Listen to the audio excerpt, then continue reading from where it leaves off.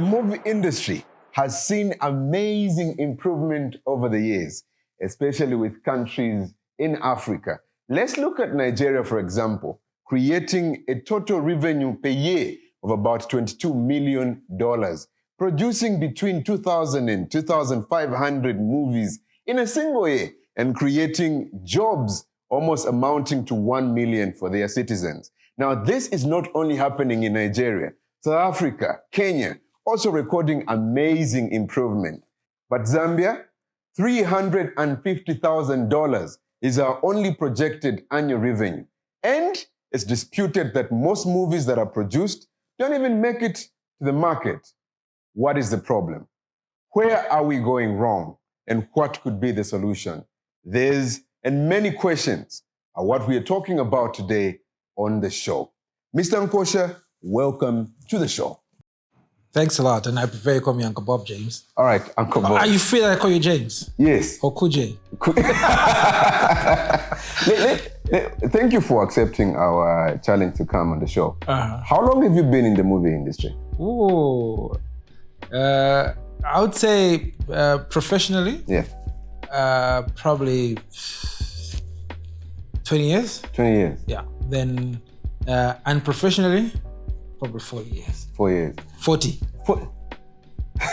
I started doing this like I was young. Okay. Yeah. And then what lessons have you picked through this industry? This industry is not an easy industry. Yeah.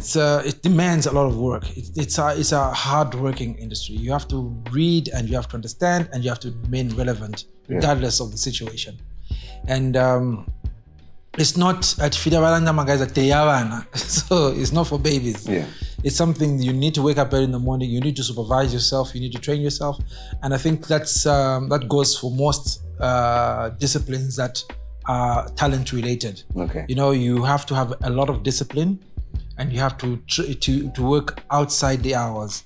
You know, like a sportsman, I think one of the things I'll probably give you is that a lot of our sportsmen fail when they go to professional sport.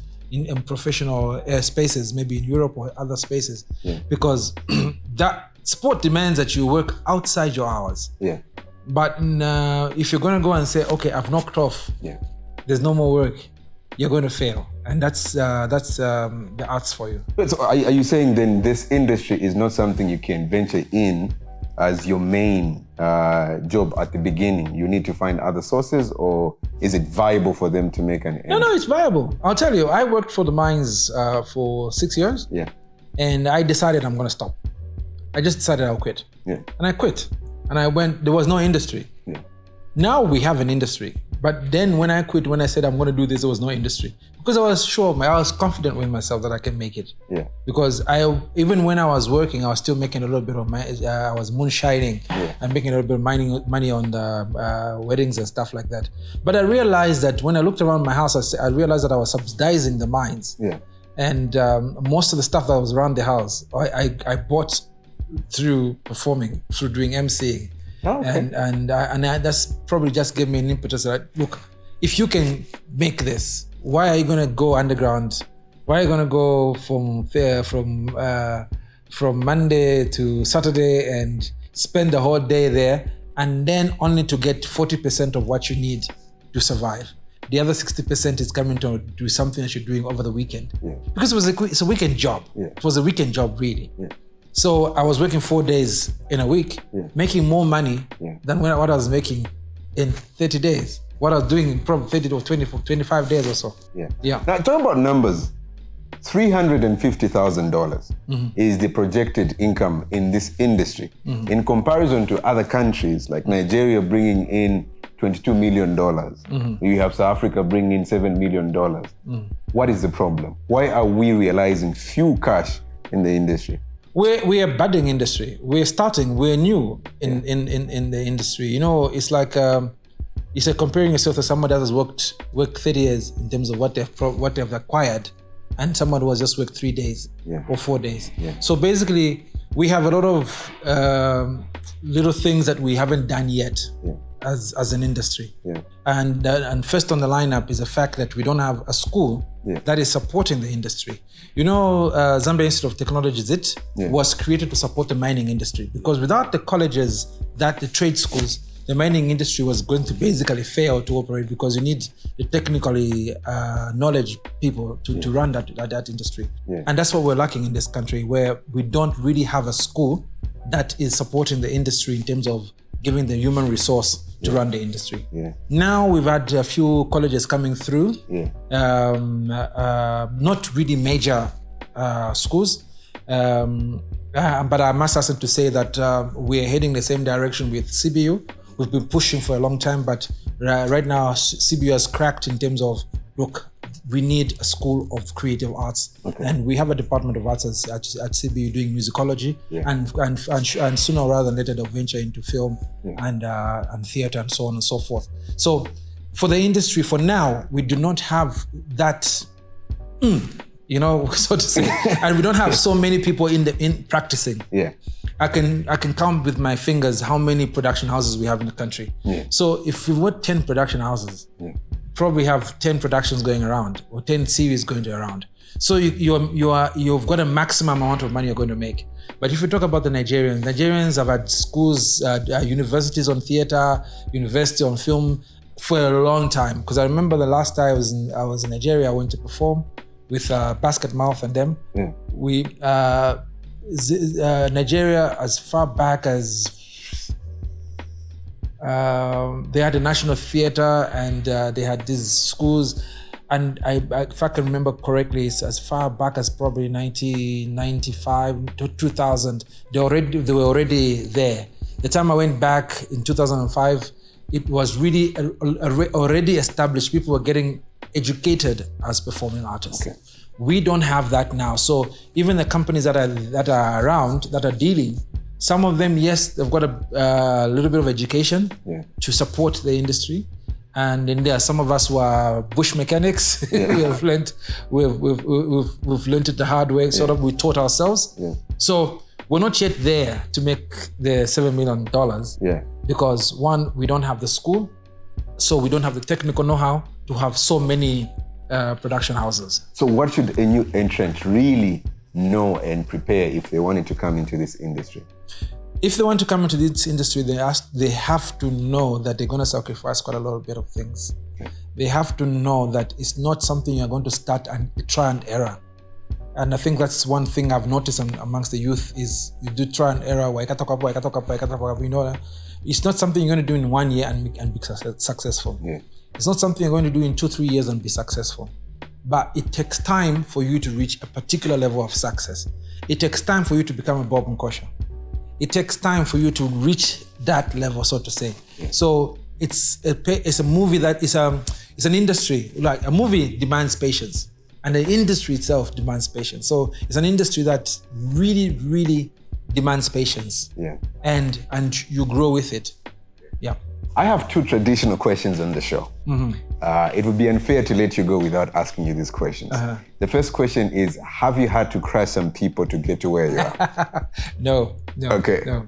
You know, it's too small a cake to crush anybody. Yeah. And if anything, I've encouraged a lot more players, because I believe this industry cannot survive with only a few players. Like you're saying, I mean, the projected income is only $350,000. That's a lot. That's small money compared to the same other countries. Industries, yeah. So for me, I've encouraged quite a lot of artists.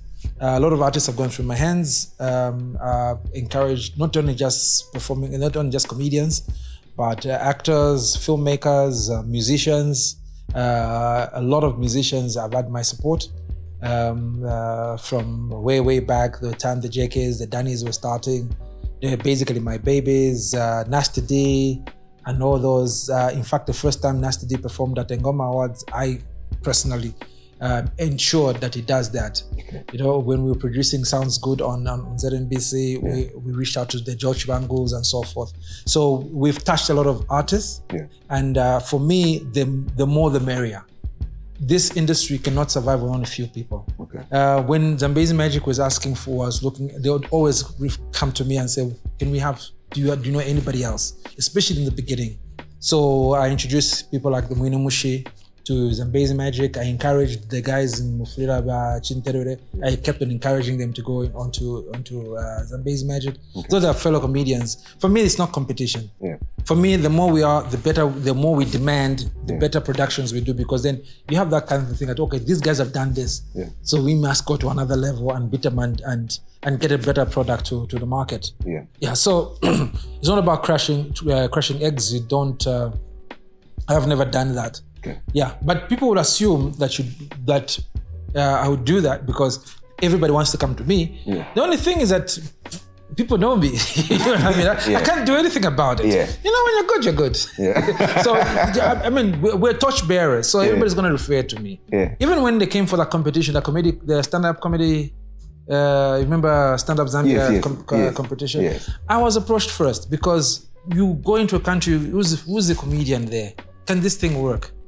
I was approached first, and I even advised the channel that the best place we're going to do it is at this space, found the venue where they're going to do it, and I was asked to compete. I accepted. There was a time I really said, look, it's taking up too much of my time. I got to go make money and so forth. But they said, look, without you, this competition will not have the following. Yeah. And I think that was basically the beginning of the relationship between Maori Choice from production side to Zambian productions.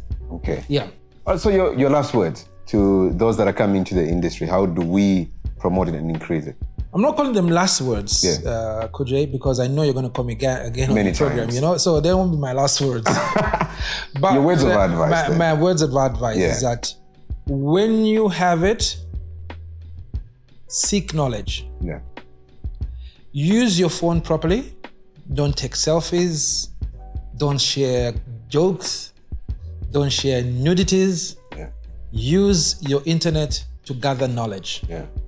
Do not gather knowledge for the purpose of writing an exam. Gather knowledge for the purpose of enhancing the amount of things that you know.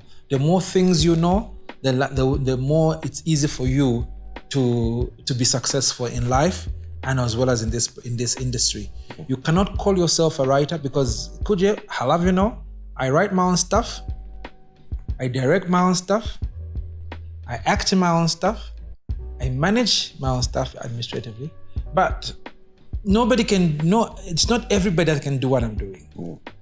I may be divined as a genius, whether you like it or not, because I'm coming from an era where I was taught by gurus, I met gurus, legends and so forth. I worked with so many people that I gathered a lot of this. I can create a set.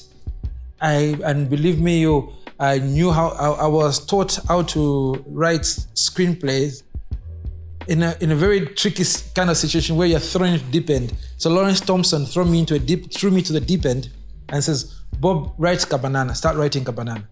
And I had to go to the scripts that they've done before. And I said, hang on, so this is the way you do when you're writing a screenplay. Yeah. So I was thrown into deep end and I had to survive. And I started writing screenplays. And I must say, I started writing screenplays from Kabanana. Yeah. So what I would urge the kids out there is that don't demand for pay, demand for knowledge. Yeah.